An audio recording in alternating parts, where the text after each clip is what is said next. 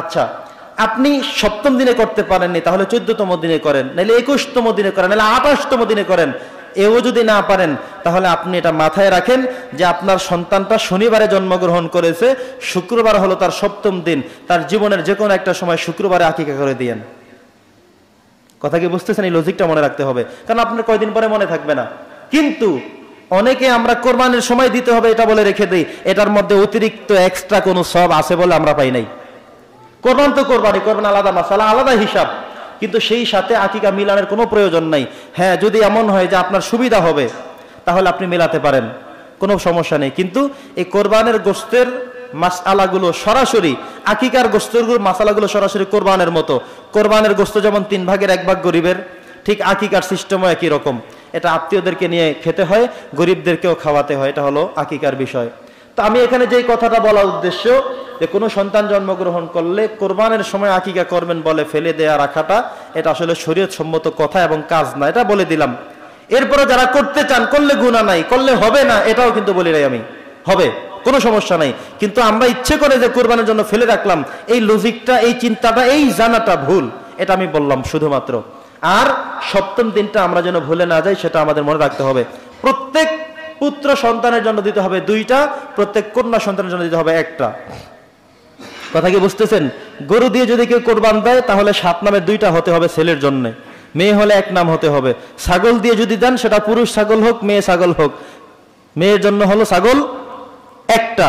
আর যদি পুত্র সন্তান জন্মগ্রহণ করে থাকে তাহলে ছাগল কয়টা? 2টা। এভাবে করে আপনি এই সিদ্ধান্তটা আপনার মাথায় রাখতে হবে। তবে এটা কেউ যদি গরিবের কারণে না পারেন, এটার জন্য বড় ধরনের গুনাহগার হতে হবে এমন কোনো কথা নাই। এটা মোটামুটি যারা সচ্ছল, যারা মোটামুটি পারবেন তাদের জন্য এটার উদ্দেশ্যটা কি? একজন সন্তান পৃথিবীতে আসলে কোনো বালা মুসিবত বিপদ আপদ থাকতেই পারে, এই জন্যে তার আকিকাটা যত দ্রুত দেওয়া যায় আল্লাহ তাআলা তাকে ঠিক তত বেশি বিপদ আপদ থেকে তাকে আল্লাহ হেফাজত করেন। সুবহানাল্লাহ বলেন। আমরা প্রায় সময় জানের বদলে জান এমন একটা কথা মানি, মান্যত করি। একটু দেখেন তো মনে আসে কিনা, মনে আসে কিনা কারো, যে একটা সন্তান খুব অসুস্থ, বাবা মান্যত করে ফেলা, আল্লাহ যদি আমার ছেলেটা বেঁচে থাকে তাহলে আমি জানের বদলে জান দেব।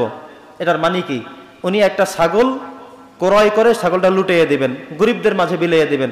ঠিক একইভাবে আপনার একটা সন্তান জন্মগ্রহণ করলো, কন্যা সন্তান, এই সন্তানটা যদি আপনি মনে করেন যে সপ্তম দিনে আকিকাটা দিয়ে দেন, তাহলে আল্লাহ তাআলা তার জানের বদলে জান পেয়ে গেলেন, হয়ে গেল। তো আল্লাহ তাআলা বিভিন্ন বিপদ আপদ মুসিবত থেকে এই বাচ্চাটাকে হেফাজত করে রাখবেন। সুবহানাল্লাহ। তাহলে আমাদের এটার বিষয়টা মনে রাখতে হবে যে পুত্র সন্তানের জন্য 2টা আর কন্যা সন্তানের জন্য 1টা, এই বিষয়টা যেন আমরা কখনোই ভুলে না যাই।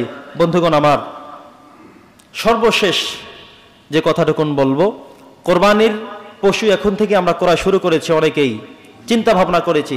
যাদেরকে অংশ নেবেন, শরীক যাদেরকে নেবেন, একটা গরুতে 7 জন পর্যন্ত, সর্বোচ্চ 7 জন পর্যন্ত অংশগ্রহণ করতে পারবেন একটা গরুর কোরবানির মধ্যে।